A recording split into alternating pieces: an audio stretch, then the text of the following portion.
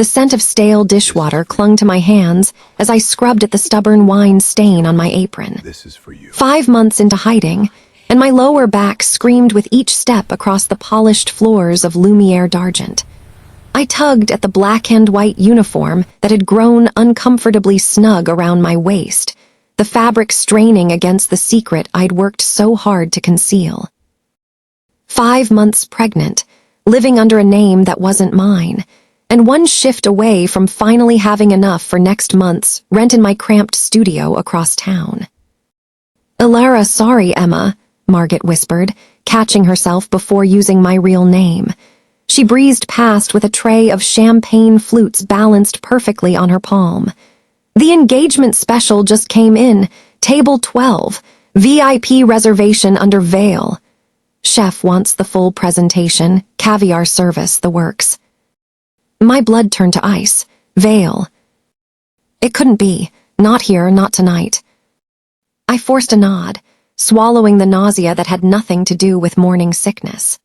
The elegant dining room of Lumiere d'Argent, with its crystal chandeliers and silk-draped walls, was supposed to be my sanctuary, a world away from penthouses with bulletproof glass and men in tailored suits who ruled empires from the shadows. Now I wore sensible shoes that pinched my swollen feet and avoided mirrors that might remind me of the woman I used to be. "Emma, are you listening?" Pierre, the floor manager, appeared at my elbow, his sharp eyes flickering to my midsection with barely concealed disapproval. "Table 12, the engagement special. Don't keep them waiting. These are very important guests." I smoothed down my apron with trembling hands and reached for the silver tray holding 2 crystal flutes. As I pushed through the velvet curtain into the candlelit dining room, I caught it, the unmistakable scent of sandalwood and tobacco that had once meant safety, then terror. I inhaled deeply, centering myself the way I'd learned to do in the 5 months since I'd disappeared. Since I'd run from the only man who had ever truly terrified me. Since I'd escaped Adrian Vale. Table 12 sat in the most private corner of the restaurant, partially obscured by a marble column and cascading orchids. The best table in Lumiere d'Argent, reserved for those who valued discretion above all else. My feet carried me forward on autopilot, years of trained grace, overriding the panic clawing at my throat. Through the soft glow of candlelight, I could make out 2 figures. A woman in a deep red gown, her dark waves catching the light, and across from her, those unmistakable broad shoulders encased in a perfectly tailored gray suit. Adrian. Every instinct screamed at me to turn around, to flee through the kitchen and never look back. But Pierre was watching from across the room, and any unusual behavior would draw exactly the kind of attention I'd spent 5 months avoiding. I approached with my gaze lowered, the way Pierre had drilled into us when serving the restaurant's elite clientele. "Good evening," I began, my voice steadier than I felt. "Welcome to Lumiere d'Argent. May I offer you?" "The champagne, yes." The woman's voice was honey-smooth, cultured. "We're celebrating." I lifted the tray, hands remarkably steady as I placed the first flute before her. She was stunning up close, sharp cheekbones, flawless skin, the kind of woman who belonged in Adrian's world of power and polish. The kind of woman I used to be. As I moved to set down the second glass, I felt it, the weight of his stare. That laser focus that had once made me feel seen, cherished. Now it made my skin crawl. "Thank you," he said, his voice that familiar low rumble that had once whispered promises in the dark. "That will be." He stopped mid-sentence. I kept my eyes on the tray, but I could feel the exact moment recognition struck. The air between us crystallized, heavy with 5 months of silence and secrets. "Ilara." My name on his lips was barely a whisper, but it shattered the careful anonymity I'd built. The woman in red glanced between us, confusion flickering across her perfect features. "I'm sorry," I managed, finally meeting his eyes. "You must have me confused with someone else. My name is Emma." But Adrian Vale didn't make mistakes. His gray eyes, the same eyes that had looked at me with possession disguised as devotion, traveled slowly from my face downward. I watched his jaw tighten, watched the muscle beneath his ear twitch as his gaze fixed on my midsection, where my uniform pulled taut against the undeniable curve of my belly. His hand, which had been reaching for something in his jacket pocket, froze. A red velvet box sat partially visible, caught between his fingers and the edge of the table. "Adrian," the woman leaned forward, her hand covering her mouth as she noticed his sudden rigidity. "What's wrong? You look like you've seen a ghost." He didn't answer her, couldn't seem to tear his eyes away from my stomach. The tray trembled in my hands as understanding flooded his expression, shock giving way to something far more dangerous. Possession, calculation, the cold fury of a man who just discovered his property had been stolen. "How far along?" he asked quietly, each word precisely controlled. The woman gasped, her wide eyes darting between us as the pieces fell into place. And I knew, with sickening certainty, that my carefully constructed disappearance had just come to an end. I didn't wait for Adrian to finish processing what he'd seen. The tray clattered onto a nearby service station as I turned and walked, not ran. Walking would draw less attention, toward the kitchen doors. "Ilara, wait!" His chair scraped against marble, but I was already pushing through the swinging doors into the controlled chaos of the kitchen. "Emma, what are you doing?" Margaret called out as I wove between stations, past the line cooks who barely glanced up from their sauté pans. "Your shift isn't over for another." "I'm not feeling well," I said, grabbing my purse from the staff locker. My hands shook as I fumbled with the combination lock. "Tell Pierre I'm sorry, it's the baby." The mention of pregnancy was usually enough to end questions. Margaret's expression softened with concern, but I was already moving toward the service exit at the back of the kitchen, the one that led to the alley where deliveries arrived. The heavy metal door loomed ahead. Freedom, anonymity, a chance to disappear again before Adrian could. A man in a gray suit stepped into my path. I jerked to a stop, my heart slamming against my ribs.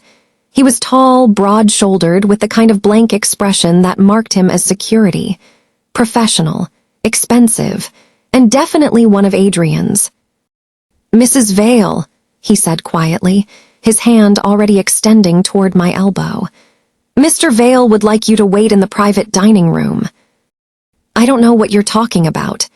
I stepped back, bumping into a rolling cart of dirty dishes. "My name is Emma Winters. You have the wrong person." His expression didn't change. "Please don't make this difficult." I spun toward the front of the kitchen, toward the main dining room exit, but another gray-suited man had materialized there, blocking that route with the same polite inevitability. How many men had Adrian brought with him? How long had he been searching for me? "The loading dock," Margaret whispered, appearing at my side. Her eyes were wide with fear as she took in the suited men. "Through the wine cellar, there's a door." "Thank you for your concern," the first guard interrupted smoothly, "but Mrs. Vale will be coming with us." The kitchen had gone quiet. Line cooks watched with barely concealed curiosity. Pierre had emerged from his office, his face pale as he recognized the dangerous caliber of men now occupying his kitchen. "Emma," he said carefully, using my false name but his voice uncertain. "Do you know these gentlemen?" Before I could answer, the kitchen doors swung open. Adrian walked through them with the absolute authority of a man who owned everything he surveyed. His gray suit was immaculate, his expression carved from ice, but his eyes burned with barely contained fury. "That won't be necessary, Pierre," Adrian said, his gaze never leaving my face. "My wife and I just need a moment to discuss a private matter."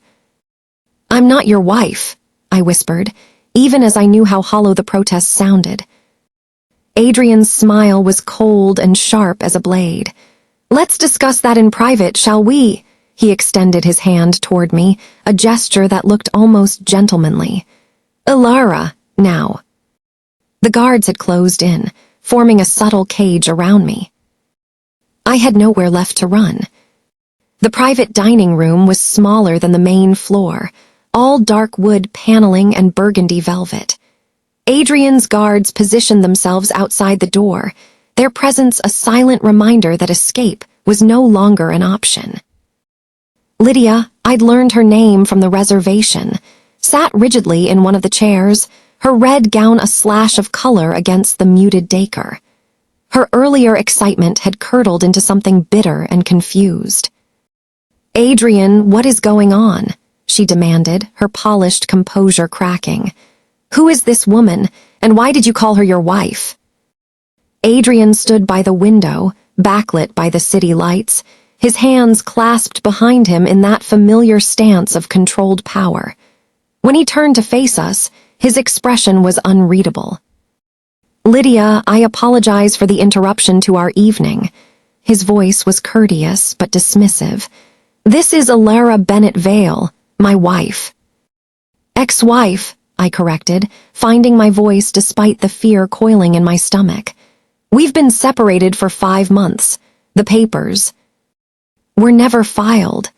Adrian withdrew a slim leather folder from inside his jacket and set it on the table between us. The divorce papers you sent to my attorney were returned unsigned, 3 times if I recall correctly. My breath caught. You refused to sign them.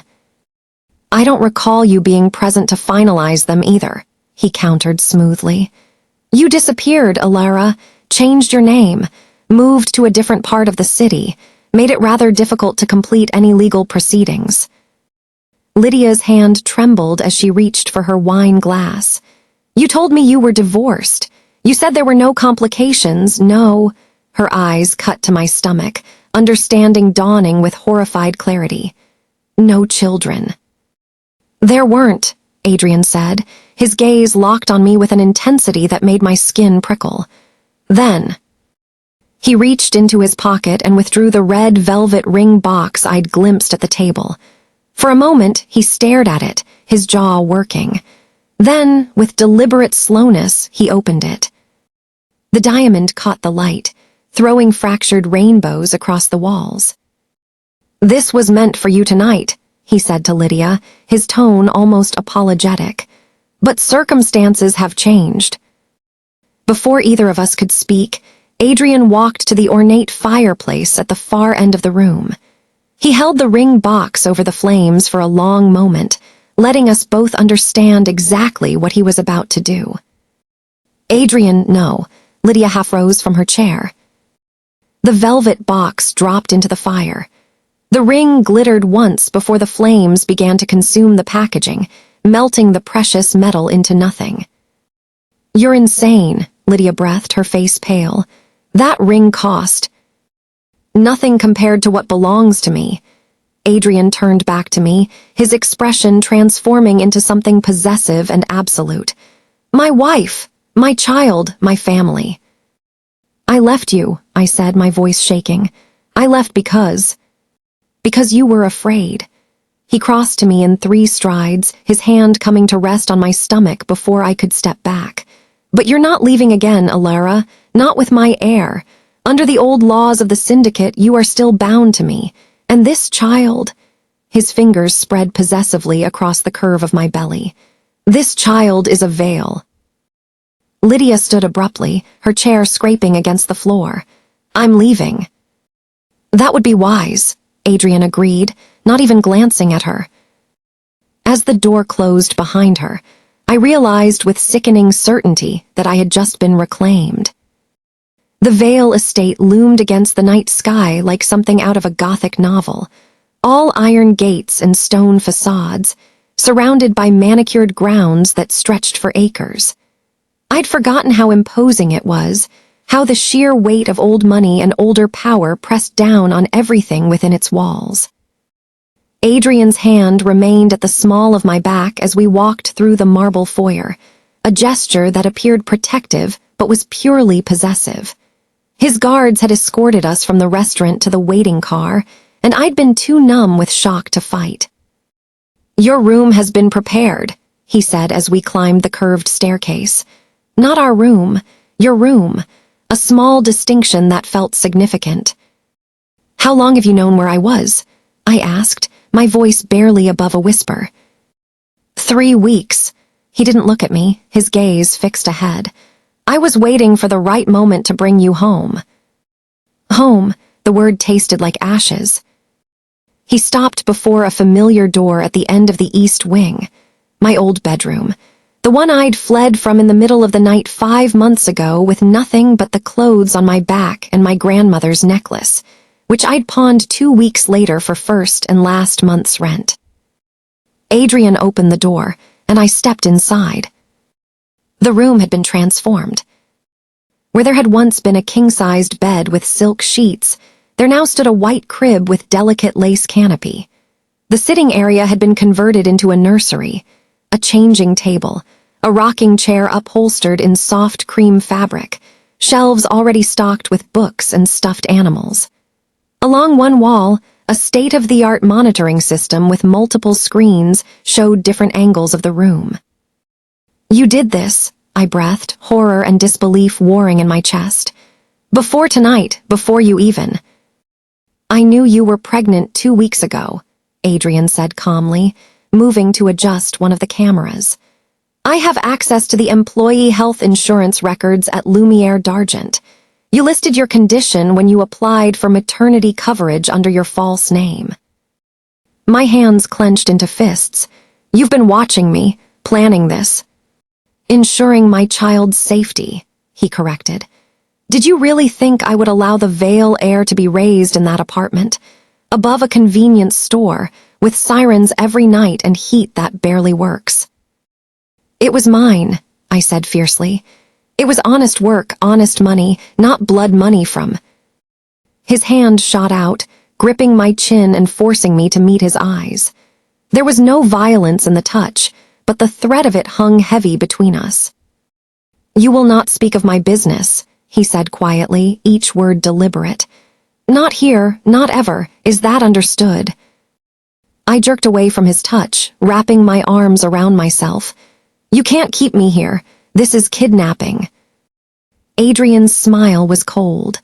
"You're my wife, returning to our marital home. Who would dare suggest otherwise?" He moved toward the door, pausing at the threshold. "The windows are reinforced. The door locks from the outside. My men are stationed in the hallway. Get some rest, Alara. You'll need your strength." The lock clicked into place behind him. I sank onto the rocking chair, my hand instinctively moving to my stomach as the full reality of my situation settled over me like a shroud. I wasn't a wife. I was a prisoner. 3 days passed in careful monotony. Meals arrived on silver trays delivered by a stern-faced housekeeper named Mrs. Chen, who spoke only when necessary and avoided eye contact. Adrian visited twice daily, once in the morning to ask after my health, once in the evening to discuss nursery preparations I had no interest in. He was unfailingly polite, terrifyingly controlled, and I hated every second of his civilized captivity. On the 4th night, I was attempting to read when I heard the lock click.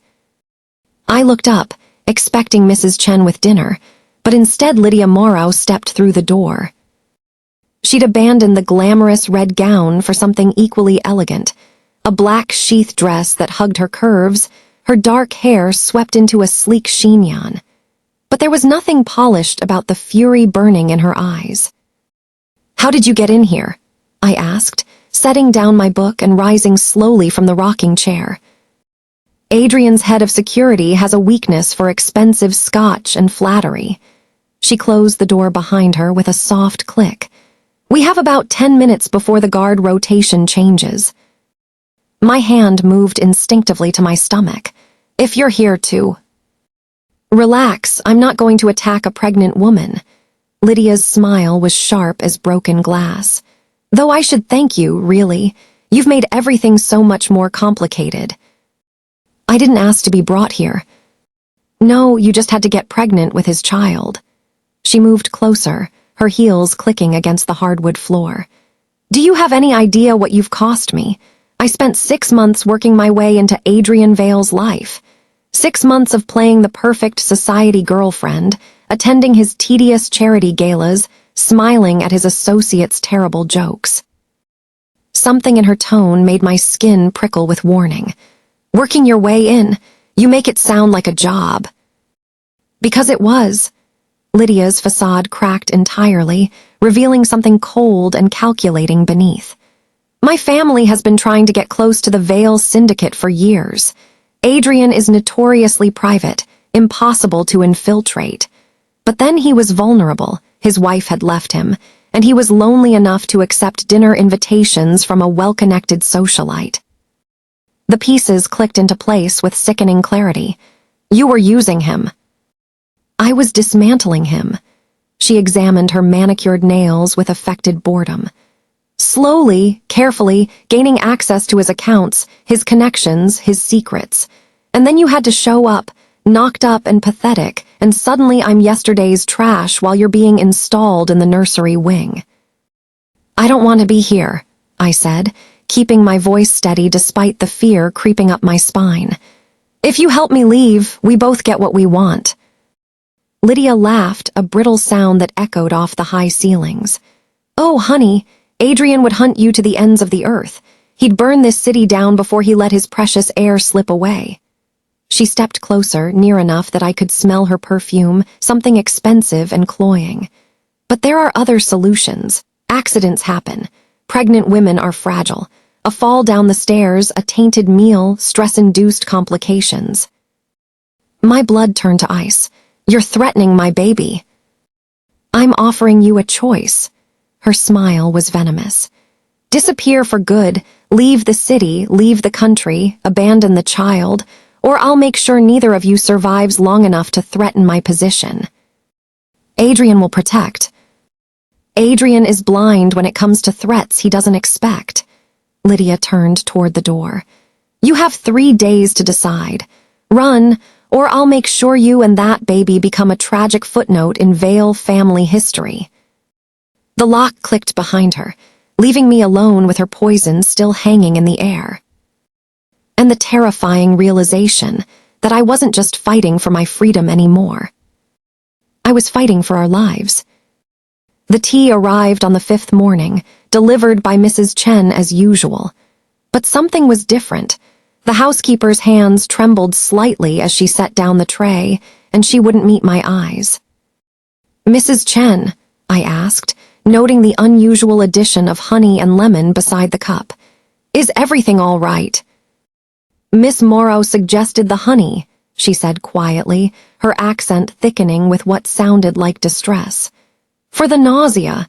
She said she used it during her sister's pregnancy. Every instinct I possessed screamed warning. That was thoughtful of her, I said carefully, making no move toward the cup. Actually, I'm not feeling well this morning. Could you bring me some plain toast instead? Relief flickered across Mrs. Chen's weathered face. Of course, Mrs. Vale, right away. The moment she left, I carried the tea to the ensuite bathroom and poured it down the sink, watching the amber liquid swirl away. My hands shook as I rinsed the cup, scrubbing away any residue. I wasn't paranoid. I was a woman who'd been threatened by someone with means, motive, and access. When Mrs. Chen returned with toast, I asked casually, Has Miss Morrow been visiting the estate often? The housekeeper's lips pressed into a thin line. 3 times this week. Mr. Vale is unaware. She comes when he's at his downtown office. She told security she left personal items in the West Wing. My stomach dropped. What kind of items? Jewelry, clothing. Mrs. Chen hesitated, then added in a whisper. She spent 20 minutes in the kitchen yesterday, speaking with the new sous chef, a young man she recommended for the position last month. The pieces fell into place with terrifying clarity. Lydia hadn't just threatened me, she was actively building her infrastructure for my elimination. A chef she'd planted, access to my food, opportunities when Adrian wasn't present. When Adrian arrived for his evening visit, I was ready. "We need to talk about Lydia Morrow," I said before he could ask about my day. His expression hardened. "Lydia is no longer a concern of yours. She's been here 3 times this week, bribing your guards, accessing the kitchen." I moved toward him, desperate to make him understand. "Adrian, she threatened me, threatened our baby." Something flickered in his eyes, not concern, but irritation. "Lydia is bitter about our broken engagement. It's to be expected. She'll move on. She said she'd make sure we had an accident." "Enough." His voice cut through my panic like ice. "I won't have you creating drama over a jealous ex-lover. Lydia Morrow is from a respected family. She has no reason to threaten you beyond wounded pride." I stared at him, understanding crystallizing into bitter clarity. Adrian's ego wouldn't allow him to believe he'd been fooled. Wouldn't permit the possibility that the woman he'd planned to marry might have her own agenda. "You don't believe me," I whispered. "I believe you're stressed and confined, which makes you see threats that don't exist." He moved toward the door, dismissing my concerns as easily as swatting a fly. "Get some rest, Alara. You're being paranoid." The lock clicked behind him, leaving me alone with the terrible knowledge that I couldn't rely on Adrian's protection. If Lydia came for me, for our baby, I would have to save us myself. Desperation made me brave, or perhaps it was maternal instinct, the primal need to protect my child from a threat no one else would acknowledge. On the 6th night, I waited until Adrian's evening visit concluded, until the house settled into its usual nighttime rhythm. Then I pressed my ear to the door, listening for the guard's footsteps as he made his rounds. Mrs. Chen had mentioned Adrian kept his private office in the West Wing, 2 floors below. The same wing where Lydia claimed to have left her belongings. When the guard's heavy tread passed my door and continued down the hallway, I tested the handle. Still locked. But the ornate Victorian architecture of the Vale estate had its weaknesses, including the decorative iron grating that covered the heating vents. I'd discovered it on my 2nd day of captivity, when the afternoon sun had made the room stifling. The grating lifted easily, revealing a shaft wide enough for a slender woman to squeeze through if she was motivated enough. And I was very motivated. The drop to the vent below was only about 6 feet. I lowered myself carefully, mindful of my center of gravity, and landed with a soft thud that made my heart hammer against my ribs.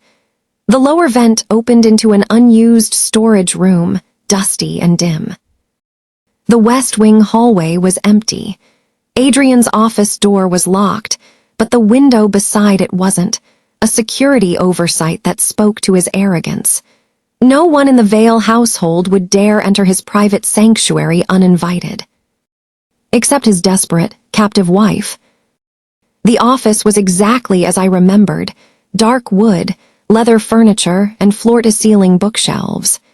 Adrian's desk dominated the space, its surface unnervingly clean except for a sleek laptop and a single leather-bound ledger. My hands trembled as I opened it. The pages were filled with Adrian's precise handwriting, dates, amounts, account numbers. A record of the Vale Syndicate's financial empire, the legitimate and the less-than-legitimate transactions flowing through various shell companies and offshore accounts. I flipped through months of entries, searching for anything that might give me leverage, might prove Lydia's threat was real. Then I found it. August through November, a pattern of transfers. Small amounts at first, 20,000 here, 30,000 there, all flowing to an account registered to Morrow Capital Holdings. But the amounts had grown steadily larger. The most recent entry, dated 3 days ago, showed $200,000 moved to a subsidiary account. My breath caught as I read the notation in Adrian's handwriting. Consulting fees, LM Financial Advisory Services. Lydia hadn't just been playing the devoted girlfriend. She'd been systematically draining Vale resources, disguising it as legitimate business expenses. And Adrian, blinded by ego and desire, had signed off on every transaction. I pulled out my phone. The one luxury Adrian had returned to me, though I suspected it was monitored, and photographed every page documenting the Morrow transfers. A sound in the hallway froze me mid-shot. Footsteps coming closer. I slipped the ledger back into its exact position and moved toward the window, my heart in my throat. But before I could escape, the door opened. Adrian stood in the doorway, his expression unreadable as he took in my presence in his private office. Looking for something, Alara. His voice was dangerously soft.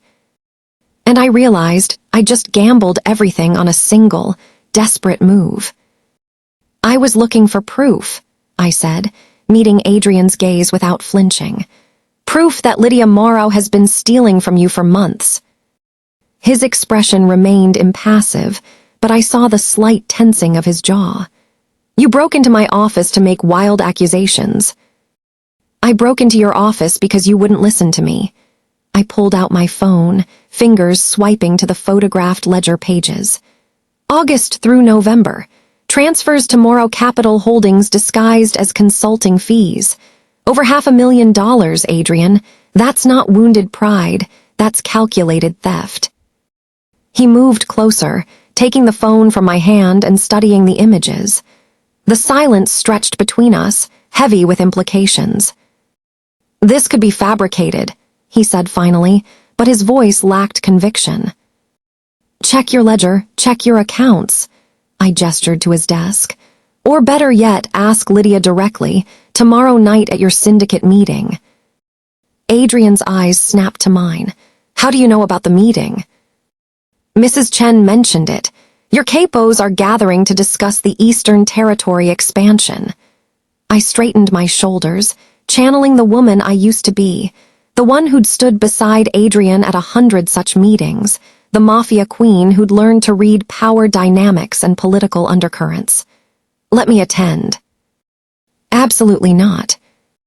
Then I'll break out again and crash it myself, I said flatly. You can drag me back to my gilded cage afterward, but not before I expose what Lydia's been doing. Your capos deserve to know there's a viper in your ranks. Something shifted in Adrian's expression, a glimmer of the calculating strategist who'd built an empire. If you're wrong, if this is some desperate attempt to... I'm not wrong, I held his gaze. And you know it. You've just been too proud to admit you were played. The next evening, I stood outside the closed doors of Adrian's conference room, my heart hammering against my ribs. I'd been given a simple black dress, not the waitress uniform or the maternity clothes that had become my prison garb, but something elegant that reminded me of who I'd once been. Adrian's hand settled at the small of my back as the doors opened. 12 men sat around the massive oak table, their conversations dying as they registered my presence. I recognized most of them, capos who'd ruled their territories with iron fists, who'd bowed to Adrian's authority and barely acknowledged mine.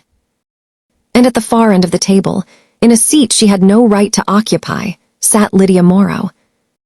Her eyes widened with shock, then narrowed with barely concealed fury.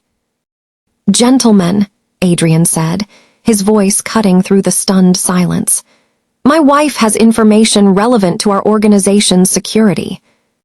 I stepped forward, no longer the timid waitress or the captive wife, but something else entirely, a woman who'd finally stopped running. Lydia Morrow has been embezzling from the Vale Syndicate, I said clearly, letting my voice carry to every corner of the room. Over $500,000 in the past 4 months, funneled through shell companies to Morrow Capital Holdings. That's absurd, Lydia began, but I cut her off. Adrian's private ledger documents every transaction, consulting fees that coincidentally began the week after you two started dating. I pulled out my phone, projecting the photographed pages onto the conference room screen. Her family isn't courting an alliance.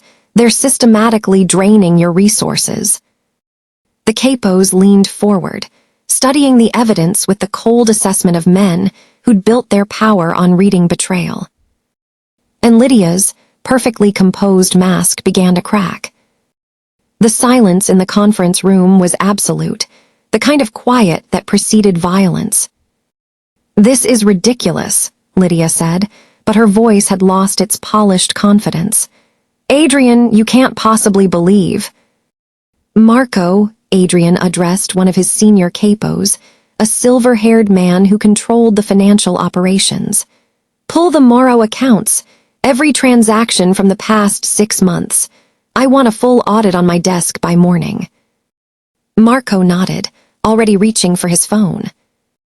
Lydia stood abruptly, her chair scraping against the floor.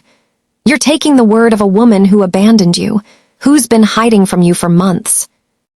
"I'm taking documented evidence," Adrian replied, his voice colder than I'd ever heard it. "From my own ledger, which you would have known existed if your pillow talk had been more effective." The barb hit its mark. Lydia's face flushed with fury and humiliation. "But let's address the other allegations," I said, stepping closer to the table. "Lydia visited me in my locked room 5 days ago. She threatened my life and the life of my unborn child if I didn't disappear." I turned to Mrs. Chen, who stood quietly by the door. "Mrs. Chen, would you tell the gentleman who suggested the special tea delivery?"